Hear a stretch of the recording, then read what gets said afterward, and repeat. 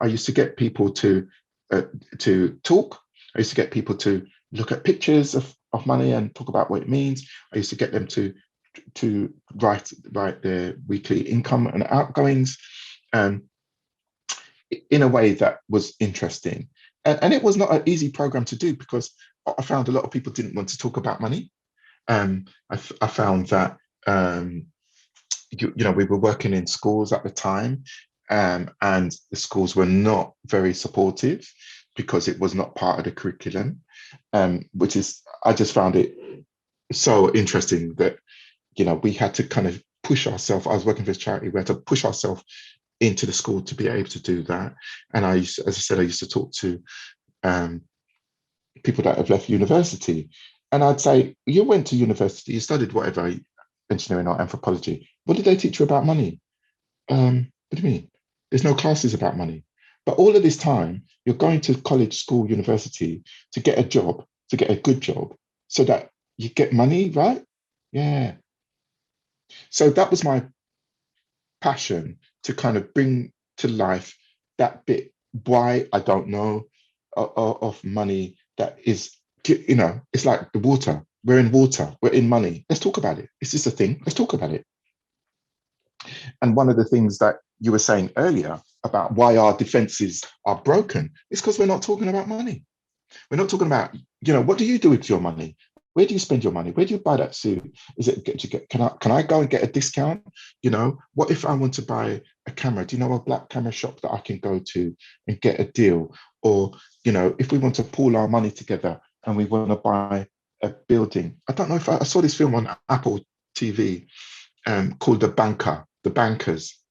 I didn't even know that this was a true story about two Americans that decided to buy up all these buildings in America. And then one day they had the audacity to buy a bank. And then they thought, oh, let's buy another bank. So they bought another bank. It's Samuel Jackson and I forgot the other actor. Yeah, they bought these banks in America in the 60s. So why can't we do that? So we have to start somewhere. We have to start with, let's be honest, let's talk about it. I've only got £10. Oh, you got £10? We'll spend 9. Or you got £10? Give me £1 and let's go and buy a fishing boat. Whatever. So I had to move away from that because there was not enough people that wanted to do it. People just consumed with other things, sadly. And that is really a very important conversation that we can have, especially for the fact that we are talking of the money in the community, because we know that it's not really that. Anyway, I think I'm saying this quite often now, that there is no money within the diaspora community. It's not that there is no money. The question is that we are not really accountable for the money. The money is coming and is going away. We are not controlling the money, and this is true all over, whether you are looking at the African community in the United States, the UK, in Canada, in many places. Of course, there are some few individuals you can point out on who have been able to organize the money. I'm not Yeah. saying how rich you are. I'm just saying how to make sure that the money that is coming into the community is also spent in the community to help the community grow. Because in most of the cases, what we have is that the money come, some other persons come and take the money. Of course, not that they come to steal it, but they Mm. organize some program to help it go. If we haven't Yeah, yet yeah. understood how money works, we don't yet understand how that is happening. But if we understand how it works, we need to sign into programs that are going to be favorable to the community. All right. Now, the question I wanted to ask you while we move to the end of the episode is, what do you think the effect of this program that you were doing was going to lead to the community? So the objective is to be um, able to talk to your children about money, to stop the kind of, it's like you've got something on the wall and somebody puts wallpaper on it, and then somebody puts paint on it, and then you know the thing is still there. So what I wanted to do is to get people to peel it off and peel it off and peel it off. And this is what money's about. This is what we can do. This is what we can think about. And so that as a grandfather, um, and as a father, that I talk to my children about money. What to do with your money? Do you need any help? Are you putting your money into this? Are you putting it into that? That is not a subject. It doesn't need to be taboo. Um, so that was my hope, that people would actually speak about money. Um, the more we speak, the more we learn. The more we learn, the more creative we can be. And the more creative we can be, the more um, self-sufficient we can be. But it starts with talking. It starts with talking. I talked to many families, and they didn't talk to anybody about money. Even their husbands or their wives didn't talk about it, and they told me that they were in debt, that they're struggling, that they've had to take out high interest loans. So as a community, that's one thing that we need to fix. If you're in debt, there's places you can go to sort out the debt. There's no shame in it. It happens to all of us. And then once, in in um, in coaching, there's a phrase, and the phrase is, "I'm okay, you're okay." So we need to be okay, yeah, and we need to know that our brothers and sisters are okay. So I think that's what I wanted to do, is to have that freedom to be at that safe place, to be able to say, I remember speaking to one woman, and she said, "Oh, I don't want to do the program. I spend so much money on shoes." So I said, "Shoes?" I said, "Oh, how much shoes do you have?" She said, "You see this wardrobe, right? We was in a house where they did a workshop." And I said, "Yeah." She said, "If you imagine, all of that wardrobe is filled with shoes and more, and I'm spending my money on shoes, right? So my therapy comes on. Why? Why are you doing that? Something's missing.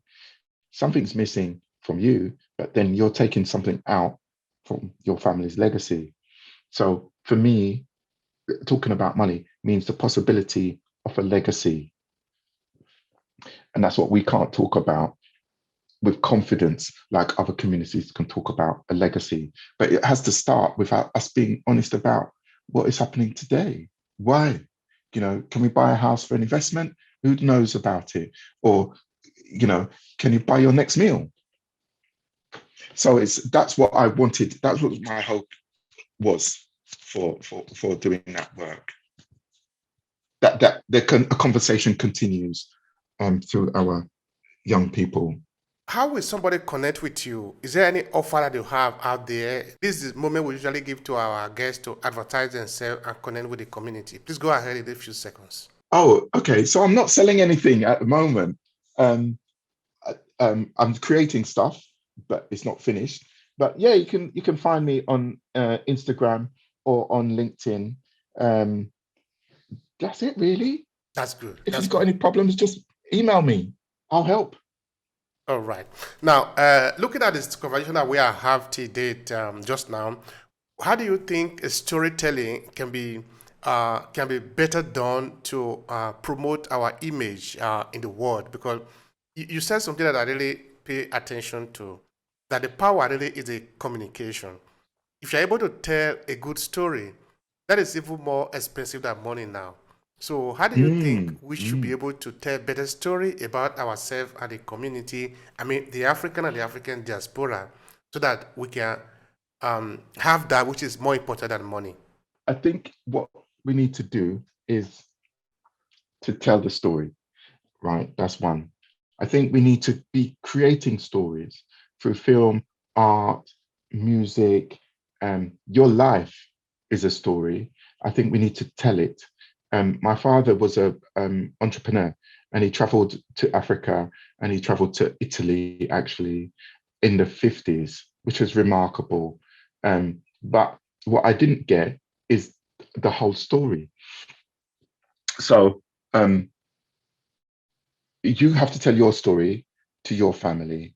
I think the other thing that people need to do is to turn up and listen, actively go to where those stories are being told, from Africans, from West Indians, from people in the diaspora. Go to find them, whether it's on a podcast, whether it's a book, whether it's on, I think I've got some books in here that's written by Black people, films, music. be part of it. Dance, be part of it. Go and support those people that are telling those stories. You'll be surprised how it inspires you. So I think that's the important thing to do, to continue and rebuild rather an idea of how this story means. Is to go and find those stories, look out those podcasts, look out those films, look out those books, look out those music that are kind of telling you a story, and tell your story, and make sure you tell your children a story. They will. The funny thing about children is they'll be like, oh yeah, daddy, you told me that story so much time, you tell me the story, bloody hell.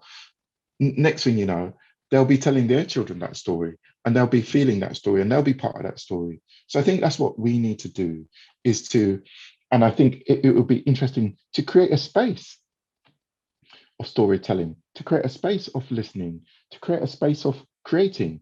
If we just sat down, look, I don't know you, but we've just been talking, creating. We have a story now. We can go back and say, oh, I talked to this gentleman, Delberth. I talked to this gentleman, Obia, in Italy. That's a story, and we don't know. So as the story starts to unfold, characters start to come in, characters start to leave, events start to happen. So, yeah, so I suppose my point is, we can create a story. If we just sat down in a space, I believe in space, that's my things. We just sat down in space, I bet you a story would emerge. So I think that having our own theatres, our own writing spaces, as a creative person, you need, sometimes you get inspiration by nature, but a lot of times you get inspiration by being around people that are creative as well.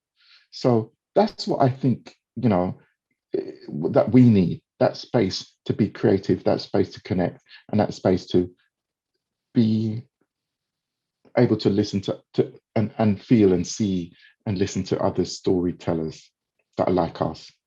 That's powerful. All right. Now, is there any other thing you would like to add to the conversation? Maybe is that something more important you wanted to say to conclude it? Please go ahead. No, not really. I think what I do really appreciate is the ability to speak. We are old people that need a form of expression, you know, and I think that as a man, as a black man, that in living in this Western place, that our expression is repressed. So I just want to thank you for having the space to allow people to express themselves. Because you know what happens, a lot of things get repressed and pushed down. And I see a lot of mental health happening. I see a lot of anxiety happening. I see a lot of different psychological problems happening. So things get repressed. So I just want to say thank you for having this space, and um, definitely listening and being able to allow that space of getting stuff out, stuff that nobody's asked me before, stuff that I had, I paused, I had to think about things. So as a kind of coming from a psychological point of view, however you're going to express it, you need to, so long as obviously so long as it's safe, whether that's, I've got my journal there, writing, speaking. So I want to thank you with my heart to allow that space for us to express. And I encourage everybody to listen. You'll find something, and also find your passion and find your expression too. Thank you so much for that. I really appreciate it. It's been an honor here. So, everyone listening, find your old tree and make it grow. Thank you very much, sir. Bless you. Thank you.